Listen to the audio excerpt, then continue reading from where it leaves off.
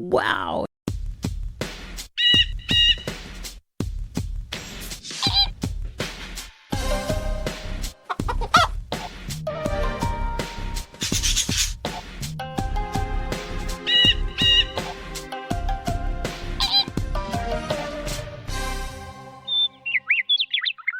This is Winging It, the somewhat whimsical, certainly whirring, decidedly wonky, seldom weighty, endlessly well-intentioned, and wildly witty show about music where one knows what's coming and the other doesn't, except this time. Why? Because I decided to change it up a bit. I'm liable to do that shit. So this time I gave him a list and asked him to pick two. But big mistake. Just because he picked two doesn't mean he knows anything about it, has no idea what's coming. But I thought it would be fun this time. Instead of just deciding what to do, he got to pick it this time. Whether or not this will ever happen again will be determined by the success of this show. And that counts as spontaneity, so yes. Do not think we're abandoning our principles. Hell no. So why do we do Winging It? Well, this happens in between both proper to ensure you can spend a fuckload of time with us. I think a fuckload is a recognized term, right? A term, yes. The employment of it here perhaps might be a bit of an exaggeration, but sometime meaningful why time. Would you ever say that? It's the quality, not the quantity. All right, I still think fuckload is appropriate, but that's okay. It's almost a fuckload. It's nearly a fuckload. It's often much more, but occasionally it's just like almost a fuckload. But that's actually a lot. That's actually a lot. So today we are going to be kind of chatting about something from insounder.org. So thank you so much. And it is 23 surprising music facts to impress your friends and family, or people who aren't your friends or family, whatever. So let's talk about some weird ones. So I want to talk about what it is, and then do we know anything else about this person or people or band? So Dexter Holland, the frontman of pop punk band Offspring, has a PhD in what, do you think? Just a guess. The Offspring. Okay, I'm going to say blah, blah, blah, blah, blah, blah, blah. Theology. Molecular biology. Okay, close. Wow, totally same. Okay. Same. So the Offspring obviously are known for, I think, sort of controversial lyrics and for their punk sensibilities. They're kind of hard. They're kind of, loud and kind of in your face, which I think is what punk is all about. So I definitely like the Offspring. I haven't heard a lot from them lately. That doesn't mean they aren't doing a lot, just means it's not in the collective conscience at this moment, and we should bring that back. Next weird fact, Dolly Parton composed her iconic songs Jolene and I Will Always Love You in what time frame do you think? One day. One day. Yeah. And oh my God. You were going to ask how I learned this? Everybody was talking about this like a couple of weeks ago. Oh, That's fuck, the I only didn't way know that. Yeah. Yeah, but no, actually it was something online, probably just for people who looked at the shit I look for, Yeah, you look for interesting facts. I just think that's amazing. Like if you think about it, everyone's trying to go viral these days, right? We're all trying to go viral. Everybody wants to be like the next biggest thing.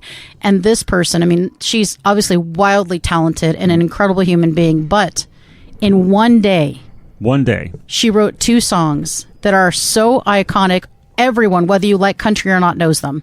And obviously were famously remade. One by... Yeah, that's the big thing. Yeah, Beyonce and Whitney. Yeah, Beyonce, Whitney. I mean, Miley. I mean, this is yes. big stuff. In one day, folks, she wrote 2 songs that would set any normal person up for life. Absolutely. And her up for life if she wanted to live, like whatever kind of life. But, absolutely. Just those 2 songs alone. Imagine that. Oh my God. And her a bazillion other songs that are a huge hit. Never mind all that. Yeah, forget about all that. And the movies, all that, no big deal. Theme park, that kind of thing. Yeah. You know what's funny is I was just thinking about the movie Straight Talk. It's such a cute little silly movie, but have you seen it where she's like a radio psychologist, and she's not really, but she ends up being. It's so cute. You've got to see it. I've never seen it, and she's adorable. I love Dolly Parton in the movies. I was going to ask you the other day if you've ever seen Rhinestone. Of course, I have. It's just a classic. Anything with her in it, I'm going to watch. The song. It occurred to me the song Drinkenstein. I was thinking that guy we met the other night. He's kind of a Drinkenstein. That's true. Stallone sings the song in the movie. That's so true. Yeah. So we went to karaoke last Monday because we do that sometimes. It's a fun pastime time for us. And there was Mr. Drunkster. He was all over us, and he could hardly formulate a sentence or stay upright. So it was a lot. But he managed to not get thrown out, but it was a close call. It was a close call because he jumped up on stage with people. It was crazy. Yeah, it was crazy. All right. So another fact: Bruno Mars actually is named Peter Hernandez. Where do you think he took the name Bruno from? I'm going to go out on a limb and take a wild guess and say a legendary actor who recorded 2 albums under the name Bruno, namely Bruce Willis. Wow, that is really very insightful. No, but that's amazing. Yeah. It was actually, he named himself after a famous wrestler, Bruno Sammartino. Oh, yeah, Bruno Sammartino. Yeah, Bruno Sammartino, yeah. Who resembled him in appearance. I guess they look similar. And his last name...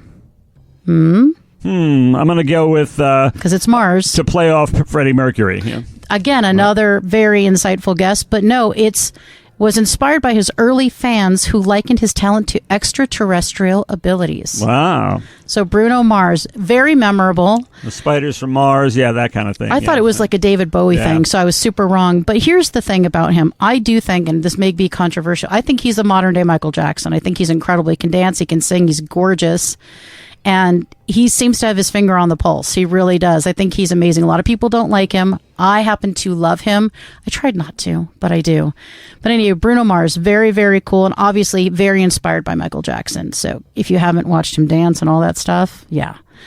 So number 4, Freddie Mercury was born on the island of... for some reason, I want to say Malta, but that's probably not right. Oh, that's interesting. Zanzibar. Zanzibar, yeah. That's on right. the east coast of Africa. Yeah, I knew that. And how many teeth did he have in his upper jaw? Oh, extra. Lord. One of those questions I would never, one of those factoids I would never retain. I have no idea. 4. 4. Which caused not only his distinctive overbite, which we all know existed, but also, according to unconfirmed speculation, his enormous vocal range. Yeah, I've heard that called quackery. Yeah. That's kind of a quack theory. That makes almost no sense. I'm sorry. I mean, it's cute. It's a cute story to tell, but it's not based on anything. Not based in any sort of reality. There's no fact to that. There can't be, but, obviously. Did he have the range? That's what counts, yes. Yeah, he had the range. Yeah. He had the range. You don't say, well, Chris Cornell, had this amazing range because he had curly hair. That's as stupid as a thing to say. Well, his hair was curly. That's how it just doesn't make sense. But I do know that he would not get them fixed because he was worried it would change his voice, which it clearly would not. But that's okay. He didn't need to change it. He was wonderful and fantastic. And what's interesting is something that you might say, David, is that's actually something that's distinctive and uniquely him. So why would you want to change that thing, like a weird nose or something, All of those atypical features and everything are incredibly attractive, honestly. So I don't have to get a nose job? I didn't say that. Okay, fair. Totally fair. That's for the show. That's totally fair. I knew it. I figured you were like, can you please get a fucking nose job? I mean, what is up with your nose? I totally get it. Never said it, never thought it. I don't contour my nose, though. You know what's funny is a friend of mine said, I have a feeling that when you take off your makeup, you look almost the same. I said, well, I do, except I look a little more tired, but I don't contour. It's just all I do is put on basic stuff to even my skin tone, but I don't contour my nose. I don't put on bronzer. I don't do any of that. So this is just my face with stuff on it. Yeah. But I'm not trying to change this is it. This is what it looks like. So I'm not going to, all that shit's over my head. It's so I weird. don't understand it. By and large, men don't give a shit about that. They don't give a shit. We like your face the way it is. And that's what he said. He's like, we actually like normal faces. We do, yes. But you guys put all this stuff on and you don't need it. So it's so funny. But anyway. So another factoid, Elvis Presley recorded how many songs during his career?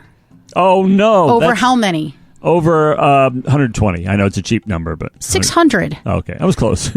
Yet there is one interesting fact about all of these 600 plus songs. He did not author a single one of them.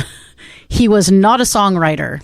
Oh, no, not solely author. No, he is credited on a couple. He is not the author of a single one of them. He's not. He was not a songwriter. Obviously, there are many amazing things, many amazing factoids and accomplishments by Elvis. I don't think we even need to mention them, but obviously, he's amazing. He was the king. His voice is like butter. He, the moves, You know, the way that he moved, everything changed everything forever. Yeah. So we are big time Elvis fans in this area and in this room. You might recall I did a feature a little while back on Lisa Marie Presley. Yes, I do remember. Who, in fact, is a songwriter. You know. Was, yes, the late Lisa Marie Presley. Just so weird. They're both, king and queen. No, I'm not going to knock on either of them. No. But he did not write. He was too brilliant. But he was fabulous at what he did. Amazing. Absolutely. That voice to end all voices. So the band Toto, made famous by their single Africa, was the backing band on what amazingly accomplished album? The backing band on the album, Yep. but it's an album for somebody else. Yes. I know. One of the most iconic albums ever made. I should know this stuff. I know Steve Lukather was involved with some of Thriller, Michael Jackson's Thriller. But I don't know if it's that. What is it? I'll go with that. It was Thriller. Oh, it was Thriller. You did great. Yeah. Look at you. See, there is the ether, and you look around and you grab that shit right out of it and you hand it to me, and it's fucking amazing. For the first time all night, yeah. Yes, Michael Jackson's backing band on the album Thriller. I'm just thinking they had to be going all the way to the bank laughing for that one. Like, fuck yeah. All right. James Brown was an extremely strict band leader.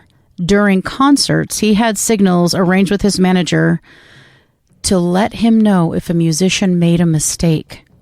After the concert, what do you think they did? So he had signs that said that person made a mistake, that person made a mistake. And at the end, what did they do? To the people who made mistakes? Holy shit. Flogging. Public. That's not true. Okay, no. Okay. That was fun, though. Is it? That was fun. No. So what was it? They tallied everything up, and they had the mistakes taken out of their paychecks. Oh, shit. No kidding. That is some brutal shit. You get dinged for and considering, Well, he was the hardest working musician in music, so he's like, fuck you. If you can't get it right, what the hell? But I do think he was a little bit of a taskmaster, but I think, a lot of geniuses are, right? And everybody knows that he was a genius. I think he's incredible. Absolutely. A very driven genius. Yes, and sadly not with us anymore. Too many, but that's okay. We're all right. So the Ramones, what did they name themselves after? I remember telling this one time, a fact you regarded as dull, but it's paying off now, isn't it, Missy? Why did I regard it as dull? That doesn't make sense. I would not do that. You did. You said that's a boring fact. I want you to pull that back up and show me. I swear, if I want knew you to. You better fucking find it. You cannot accuse me of such things and not show it. You must show me. All right, it was a fever dream. Yeah. No, actually, no. All right, anyway, so I'm going to go with, because that is the pseudonym used, Paul Ramone was the pseudonym used by Miss, wait a minute. Was it Paul? Yeah, Paul Ramone was a pseudonym, I believed, minus the E, used by Paul McCartney on tour, and somebody, I think Dee Dee, adopted it, and then everybody took it, and they weren't related, they just called themselves all Ramones. That's right. You're exactly right. That was used by Paul McCartney when checking into hotels. He signed his name as Paul Ramone to escape the prying eyes of the ubiquitous paparazzi. Very good. See, you know this shit. It's crazy. Occasionally. So what is the band that made a very specific request to organize regarding the M&Ms? I was going to say, don't say M&Ms. Who is it? Well, I think we've done the M&M thing Yeah, before, but who too. is it? If there were M&M's Marron, then I would guess it was the Van Halen boys. Yeah. That's exactly correct. They did not want anything other than what color? Brown, yeah. That's Marron, right. yeah. That's all they wanted. They wanted free press, in other words. That's exactly right. So very interesting. And the whole moral of that story is they just wanted to see if the people that they were playing for gave a fuck. And they did. They did. The things we cared about in the 70s, I'm so embarrassed about. The things we enjoyed back then. It's like, oh, well, this guy was spitting blood, man. I know some people still like that shit. I don't like now it. And I'm like, dude, how did I ever like that? How did we like that? I mean, So what about this?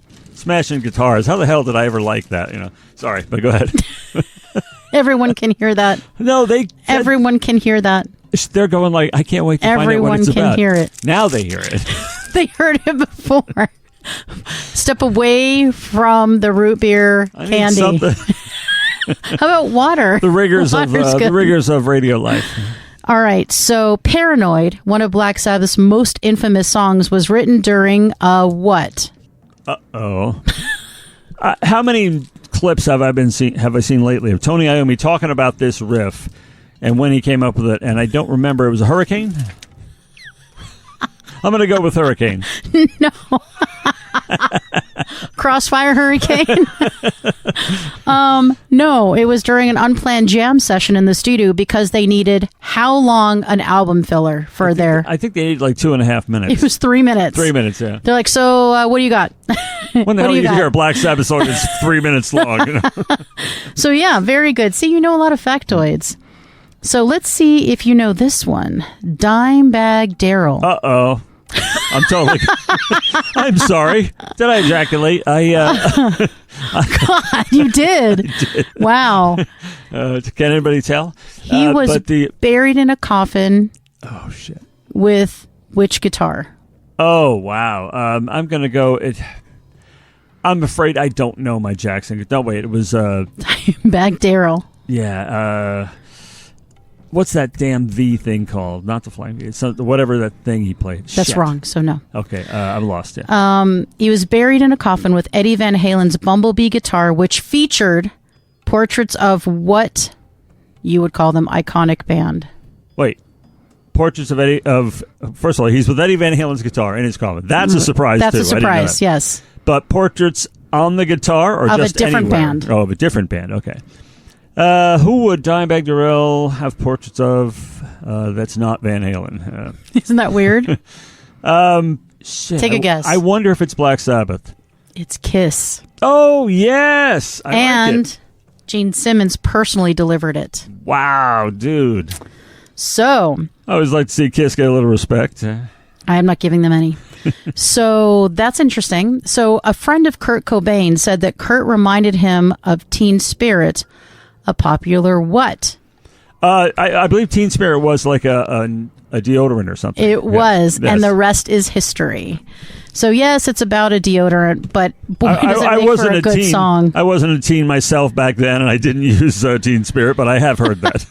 I thought Teen Spirit was something very different. So no, I knew it was a deodorant. So the song "Happy Birthday" has a copyright owner. Get the hell out of here!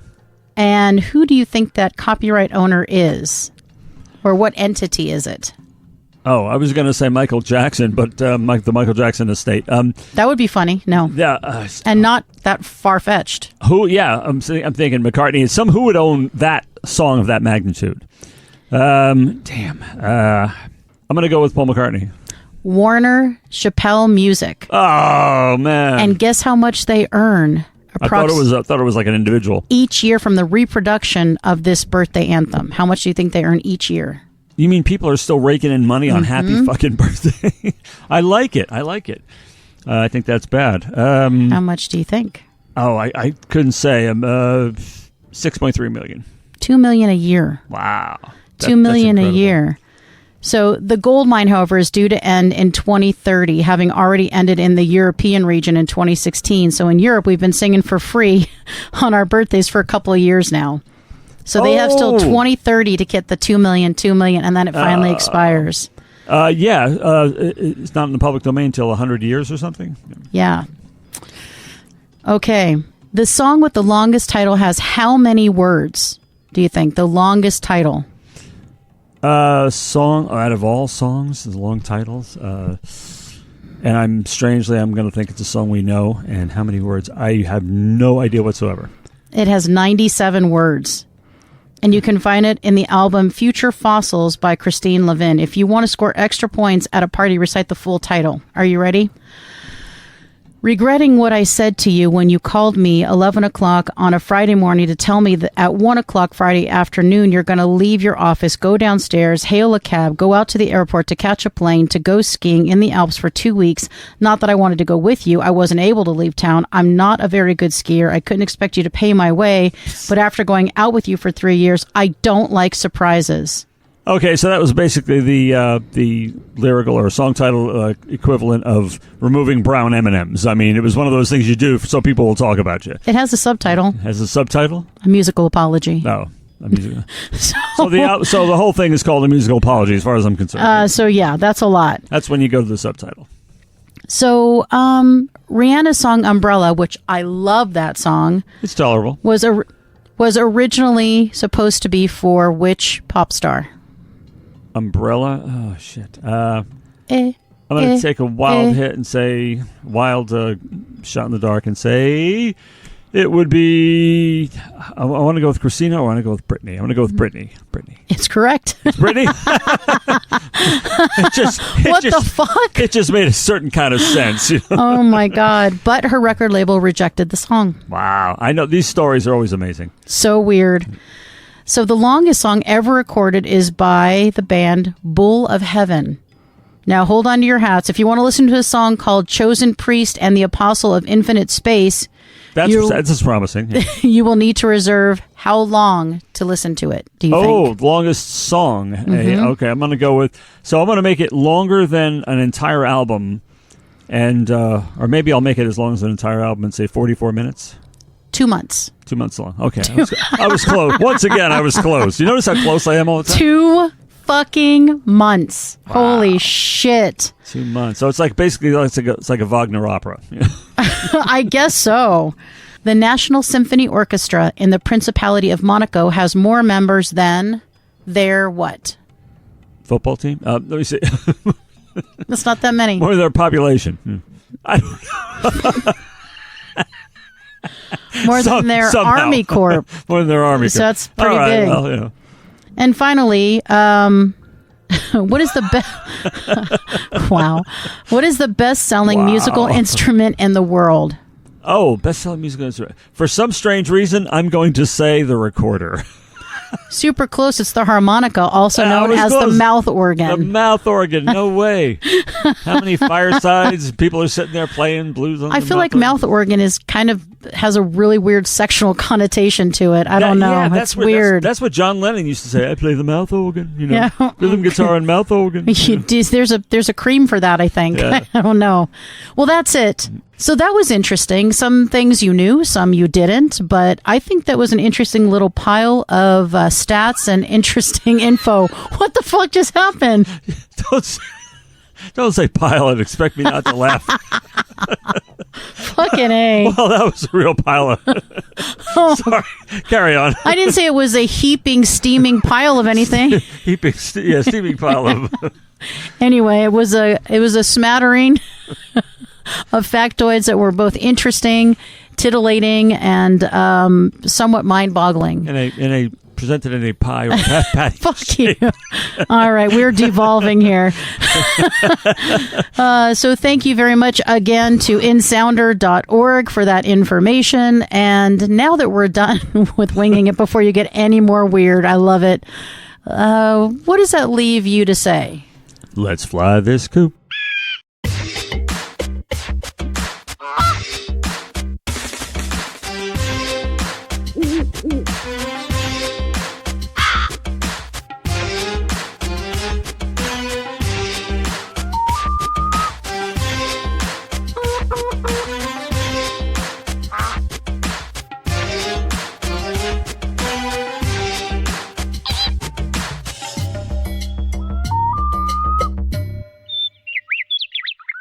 This has been Winging It, a presentation of Birds of a Feather on What the Flock Radio.